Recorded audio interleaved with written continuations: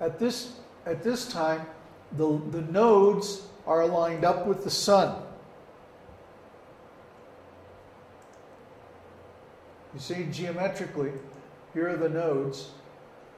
They're lined up with the sun. And when the new moon happens, it can cross right in front of the sun. When the full moon happens, it can go right through the Earth's shadow. This is the situation here.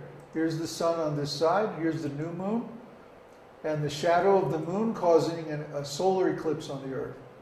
Or when the full moon goes through the shadow of the Earth, then it's going to make an eclipse there. Of course, this is not shown to scale. Actually, the moon is much farther away from the Earth than appears on this drawing. So this drawing is made for convenience, not accuracy, just to show the concept. Actually, it's the Earth's shadow is much smaller at the distance that the moon is really away from the Earth. So it's very rare that the moon actually goes through the Earth's shadow. Everything has to line up just right, especially for a solar eclipse. That's why there's more than twice as many lunar eclipses as there are solar eclipses. All these diagrams are in the online course. If you look at the Astronomy for Jyotishis course, all these diagrams are there. And the next diagrams are also in the Vedic Calendar course. Let's take a look at the Vedic calendar again. First, let's look at the seasons. There are 6 seasons in the Vedic conception. The rainy season, Varsha Ritu, the autumn season, Sharada Ritu, the winter season called Hemanta Ritu, the wet cold called Shirsha Ritu, spring or Vasanta Ritu, and summer Grishma or Ushna Ritu. Okay? These happen by the motions of the sun. When the sun is moving towards the south, we have these 3 seasons. And when the sun is moving towards the north, we have the other 3 seasons. So Uttarayana is when the sun is moving towards the south, between the summer solstice and the winter solstice.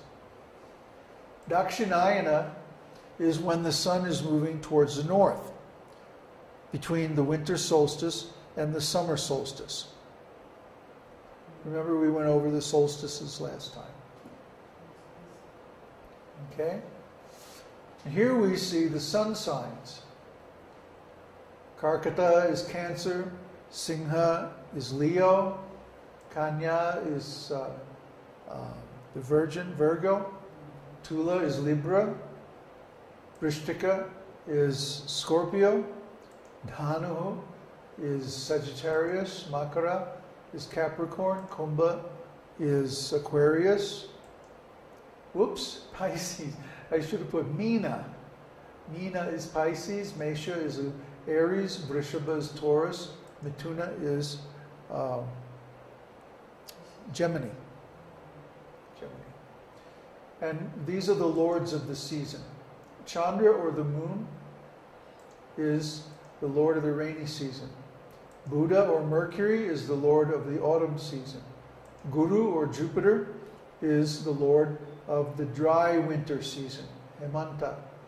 And Shani, or Saturn, is the lord of the wet winter season, Shishira.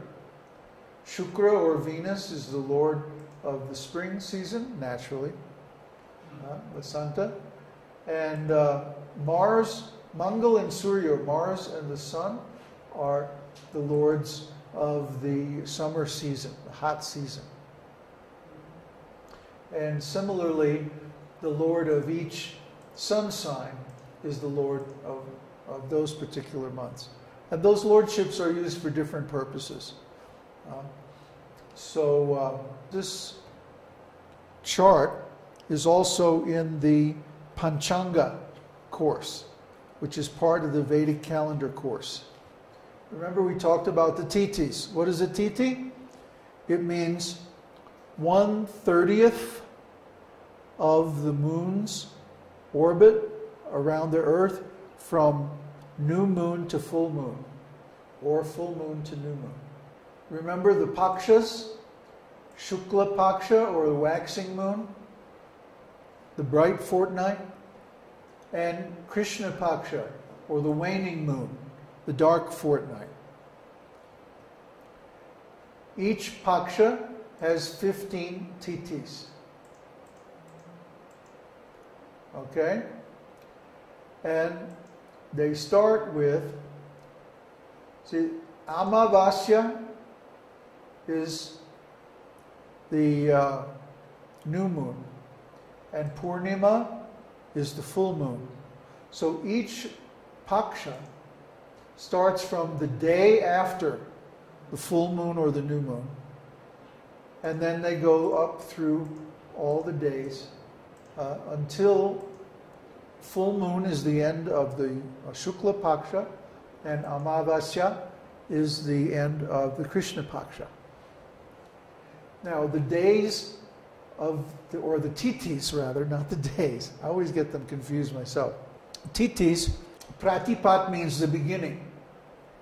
Dvitiya means 2, Tritiya means the 3rd, Chaturthi means the 4th, Panchami means 5th, Sakshi means 6th, Saptami means 7th, Ashtami means 8th, Navami means 9, Dashami means 10, Ekadashi means the 11th, Dvadashi means the 12th, Triyodashi means the 13th, Chaturdashi means the 14th, and then Purnima or Amavasya means either the full moon or the new moon.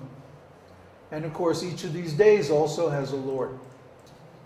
Depending on what day a person is born on, there are different readings calculated, and we'll go over these when we start working our way through Brihad Parashara or a Shastra.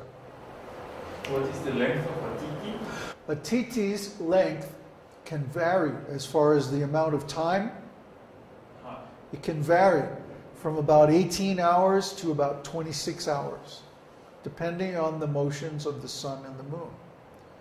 The sun and the moon sometimes move faster and sometimes move slower. So if a lunar month, remember what a lunar month, how we defined a lunar month? There's different kinds of lunar months. The kind of month we're talking about now is from new moon to new moon. Synodic month.